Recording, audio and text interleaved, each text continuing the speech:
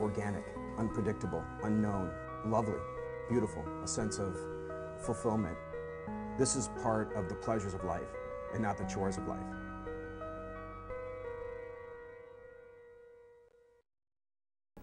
Thanks for tuning in to another edition of Daily Iowan TV, your television news, sports, and weather source for the Daily Iowan. I'm Dana Davidson here in the Daily Iowan newsroom to give you a quick update of what's going on in the Iowa City area.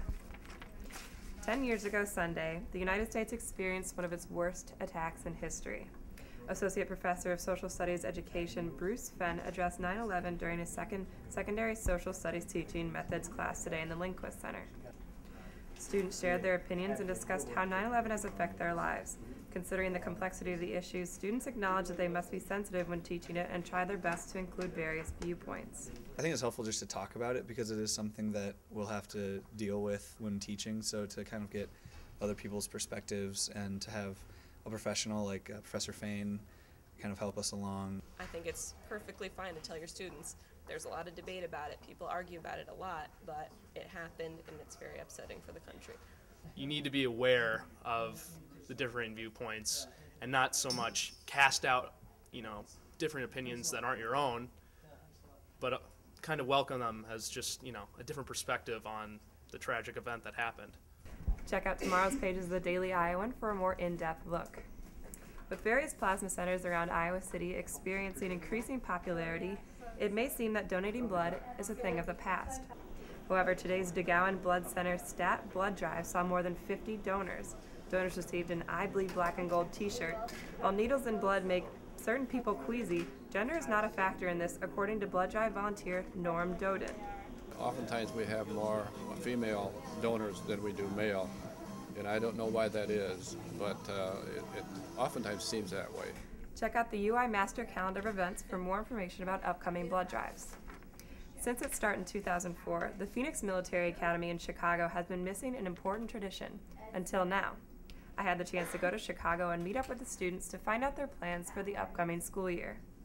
The halls of Phoenix Military Academy are practically empty the Friday before classes officially begin. But upstairs, in a spacious classroom overlooking a southwestern Chicago neighborhood, a group of dedicated seniors are hard at work. They are creating what will be Phoenix Military Academy's first official yearbook. You're starting a tradition. That's what we're doing this year. We're starting a tradition.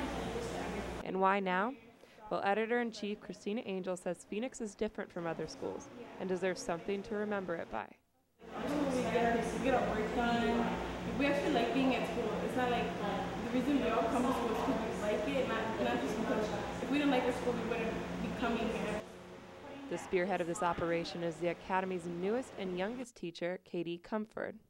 I teach economics, driver's ed, journalism, and college and career readiness. And now yearbook. This 24-year-old from Aurora, Illinois acts as a guide to the students who she says will be coordinating everything from photos to layout to design. It's important to the kids that they feel like they're at a real high school because there's so many high schools in Chicago and they're all different, which is great, but they're still like staples to the high school experience, and one of them is having a yearbook. So Ms. Comfort urged her students to apply for the McCormick Scholarship, which provides financial assistance to students in the Chicago Public School District to come here to the University of Iowa for the Iowa Summer Journalism Workshops. The Phoenix students joined 170 students from around the nation at the University of Iowa School of Journalism to learn journalistic skills, including how to make a yearbook. Like, when we came back, that's all we could talk about. It's really good. I learned many things on how to edit Photoshop, Photoshop. So I learned it and so I could use it this year.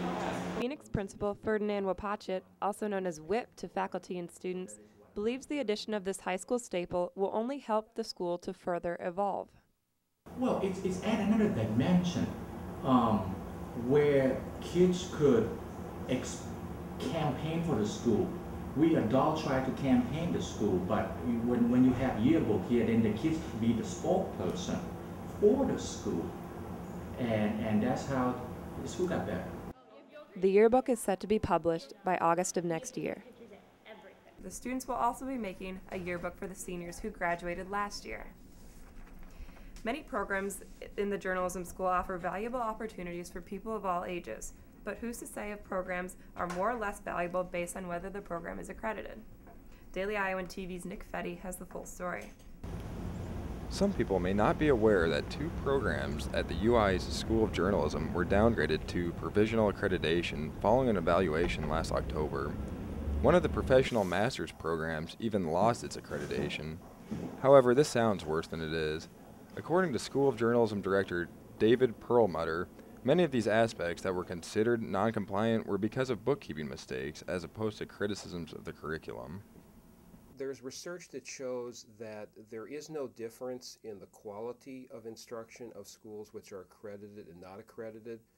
There's about 120 or so accredited schools, but there's some very prominent programs have withdrawn from accreditation because they felt accreditation doesn't give them enough flexibility. Despite the current status on the accreditation, some students feel that they're getting a quality education regardless.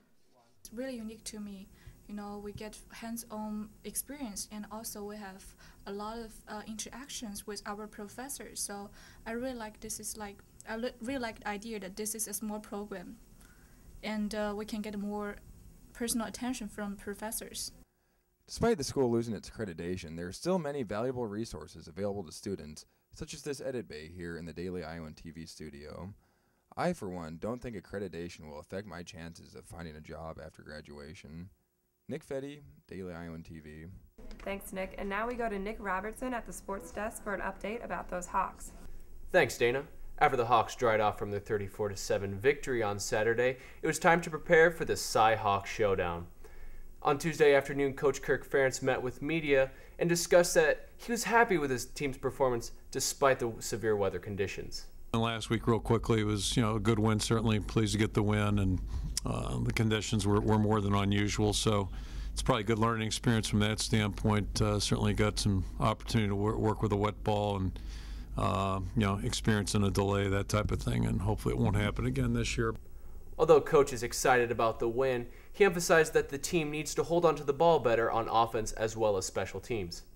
The most disappointing thing for us offensively Saturday in my mind was the fact that we put the ball on the ground 4 times. That's not a good thing in any circumstance. One of those was a special teams play, but we're not going to win consistently doing that. And despite seeing bright spots on the defense, Coach Kirk Ferentz would like to see improvement come this Saturday. There were a lot of good things on the film, and communication was good to start with. Thought the guys ran around pretty well, but we didn't tackle real well as a defense. We didn't tackle great on special teams, but we didn't tackle real well, and there's some things we can improve upon, certainly. For all your questions about the Cy-Hawk game in Ames this weekend, tune into the Daily Iowan TV's pregame show on Thursday night. And after a year filled with questions about whether he'd be ready to be a college quarterback, freshman A.J. Derby took his first snaps as a Hawkeye this Saturday. Daily Iowan Sports' Tyler Culver takes a look at the backup QB. A.J. Derby, who grew up dreaming of playing for the Hawks, finally got his chance to play in Kinnick for the entirety of the 4th quarter against Tennessee Tech. Afterwards, he said, "It was awesome, a dream come true. My whole life I've wanted to be a Hawkeye, even though I never really told anybody that."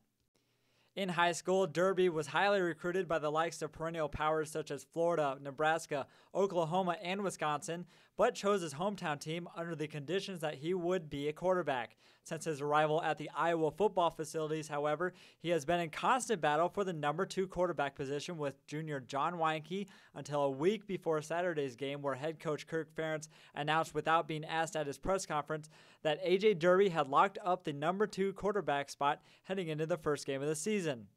The jury, however, is still out on whether Derby is the true heir to one day be the Hawkeyes' next starting quarterback. Throughout his next 4 seasons, Derby will still face competition from both Weinke and highly touted freshman Jake Rudock. For now, though, Derby can at least breathe a sigh of relief from getting his first taste of game action, saying Saturday, "I got to play in Kinnick in a live game. I was finally able to play. It was a great feeling."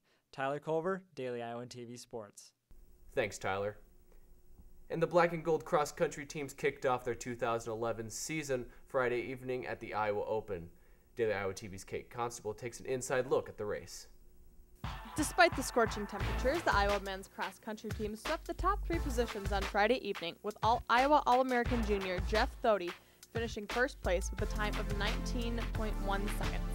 Freshman Kevin Lewis and junior Nick Holmes took second and third to help the men clinch their first victory of the season against Illinois State. Although the women's team didn't finish first, they ran a great opening race, with junior Kelsey Hart finishing third and 4 other Hawkeyes finishing in the top 10. Coach Layne Anderson tells us a little bit about how the extreme heat conditions may have affected the run. Some people handle the heat better than others, so I don't know maybe if that was a factor for the few that we thought might be a little further towards the front. But all in all, a good effort, and hats off to Illinois State. Kate Constable, Daily Iowan TV Sports.